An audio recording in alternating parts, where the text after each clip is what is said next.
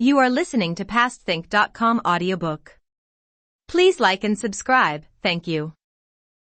Chapter 22. Yuan Shao and Cao Cao go to war. Guan Yu and Zhang Fei capture two enemy agents. Qin Deng suggests to Xuanda, write to the one person Cao Cao really fears, Yuan Shao. Ask him for help. He has a 1,000,000-strong army. I have never had any dealings with him, and now I have just defeated his brother Yuan Shu.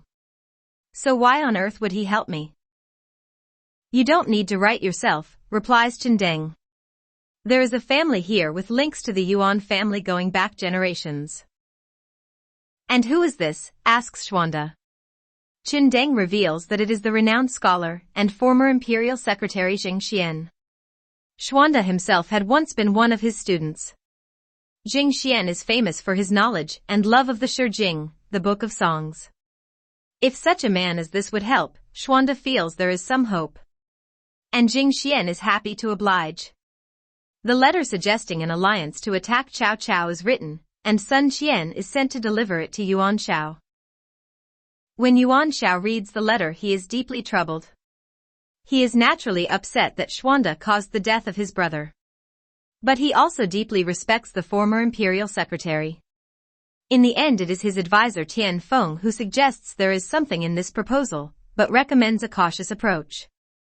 Let's go and tell the emperor of our victory over Gongsun. If Cao Cao's people refuse us admittance to the imperial presence, then we can lodge a formal protest and prepare ourselves for conflict. We can pull back to Liang, strengthen the fleet on the Yellow River and prepare for war. Within 3 years I believe we can defeat Cao Cao and seize power.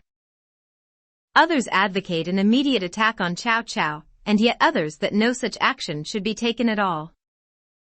In the end, Yuan Shao is persuaded to take up Xuanda's offer and go to war against Cao Cao.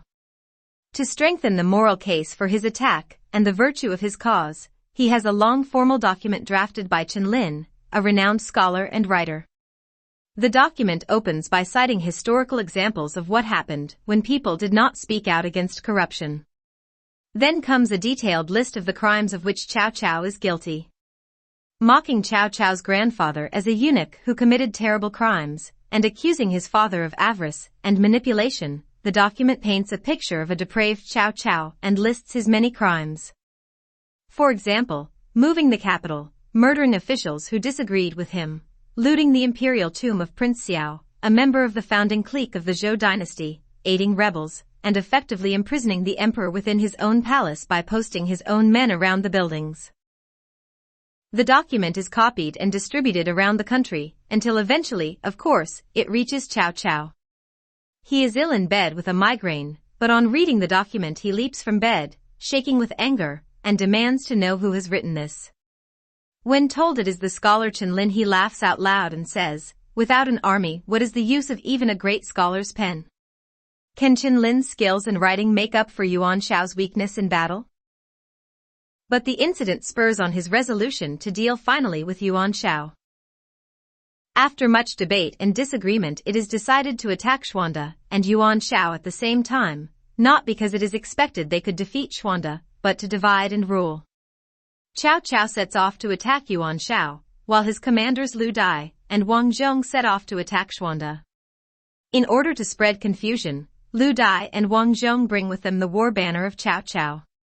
Xuanda's spies therefore report back to him that it seems that Cao Cao himself has come to attack Xuanda. In Xuzhou, the three brothers plan how to deal with this. Both Zhang Fei and Guan Yu offer to venture out to find out what really is going on. They are both itching to go into battle. Xuanda turns down Zhang Fei's offer. "You're too impetuous," says Xuanda. It is Guan Yu who rides out first. He challenges Guanzhong to single combat, captures him, scatters the enemy troops and brings him back a prisoner to Xuzhou. Desperate to have a go, Zhang Fei is allowed to go out to try to capture Lu Dai. For days he tries to taunt Lu Dai to attack, but without success. So Zhang Fei plans a trick. Seizing a perfectly innocent soldier from his own ranks, he has him beaten. Then he declares that the man will be sacrificed the next day to bring good fortune on the army. This is in order that the army can attack Lu Dai's camp the following day. He even spells out how the attack will take place as the poor soldier is being beaten. To add to a sense of chaos, he pretends to be drunk. To the enemy this gives the impression of an army out of control. But secretly Zhang Fei has the soldier released, and of course he flees to the opposing army, and tells them of the impending attack. The information he brought is, of course, false, even though the poor soldier doesn't know this. It works. It misleads Lu Dai and his men, so they take up station outside the camp to ambush the attack they expect. But Zhang Fei attacks from 3 different directions at once, capturing not only Lu Dai, but most of his men as well. Zhang Fei rides back to Xuanda and reports his success. Xuanda says, "It seems our brother has grown less impetuous." Zhang Fei boasts, "So, do you still think I am too violent?" To which Xuanda replies, "If I had not goaded you, you would never have bothered to rise to this level of sophistication." At which Zhang Fei roars with delight. The very next day, Xuanda releases Guanzhong and Lu Dai, asking them to tell Cao Cao that he bears no grudge against Cao Cao. The 2 commanders willingly agree to do so. They have not gone far when Zhang Fei gallops at them in a rage. His attack is only prevented when out of the blue Guan Yu also gallops up to stop him. Zhang Fei is furious that the commanders have been released, but Guan Yu insists that their brother has decreed this, and so it must be. But back in Shuzhou the 3 brothers in arms discuss how vulnerable they are in that city, and so it is decided that Guan Yu will travel with Xuanda's wives to the security of Xiaopi, while Xuanda and Zhang Fei fortify Xiaopei.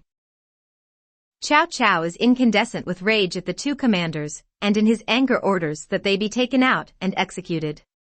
As a poet has said, "What possible use is a dog or pig when a tiger is fighting?